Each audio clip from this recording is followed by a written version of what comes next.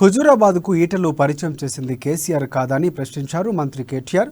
గతంలో ఉన్నటువంటి 14 మంది ప్రధాన మంత్రులు చేయని అప్పుల కంటే బీజేపీ ప్రభుత్వంలోనే ప్రధాని మోదీ వందల లక్షల కోట్ల అప్పులు చేశారన్నారు.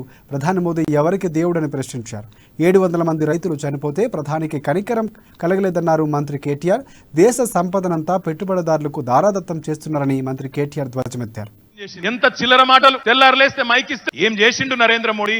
30 ఏళ్లలో అత్యధిక ద్రవ్యోల్బణం, 45 ఏళ్లలో ఎన్నడూ లేనంత నిరుద్యోగం, ఎప్పుడూ లేనంత పెట్రోల్ ధర, సిలిండర్ ధర, ఆకాశంలో అప్పులు, పాతాళంలోనేమో రూపాయి. ఇందుకేనా నరేంద్ర మోడీ దేవుడు? ఎవరికి దేవుడు? ఇంకా ఆయన అంటాడు అమిత్ షాను చూస్తేనైతే టచ్ చేయబుద్ధి అవుతుందట. ఆయన అమిత్ షాను చూస్తే టచ్ చేయబుద్ధి అవుతుందన్న అంటాడు. ఏం కుమార్ని టచ్ నాకు అర్థం కాదు. ఏం టచ్ చేయబుద్ధి అవుతుందట. ఇందుకని నెంపించేసి ఎంత చిల్లర మాటలు. తెల్లారులేస్తే మైకిస్తే మసీదులు తవ్వుదాం, శవం వెళ్తే మీది, శివం వెళ్తే మాది. ఇందుకని నెంపించేసి తవ్వుదాం దా. హుజూరాబాద్ లో కాలువల కోసం పునాదులు తవ్వుదాం దా. దమ్ముంటే రా. హుజూరాబాద్ లో కొత్త పరిశ్రమలు పెట్టే తందుకు కావాలంటే పునాదులు తవ్వుదాం రా. హుజూరాబాద్ లో డబుల్ బెడ్రూమ్ ఇళ్ల కోసం పునాదులు తవ్వుదాం. దమ్ముంటే మోడీ నొప్పించి 4 పైసలు తీసుకురా. గవేవి శాతగావు. గట్టిగా మాట్లాడితే మేమే బెబ్బెబ్బే హిందుస్థాన్, పాకిస్తాన్, హిందూ, ముస్లిం గద్దపై ఏం శాతగావు. నేను అడుగుతా ఉన్నా బండి సంజయ్ గారు, ఈ 14 నెలల్లో నువ్వు ఎంపీగా, ఈ 4.5 ఏళ్లలో నువ్వు ఎంపీగా, ఈ 14 నెలల్లో ఈటెల రాజేందర్ గారు ఎమ్మెల్యేగా ఒక్క బుడ్డ పైసా పని హుజూరాబాద్ కు చేసిండ్రా? చేస్తే దమ్ముంటే వచ్చి చెప్పు.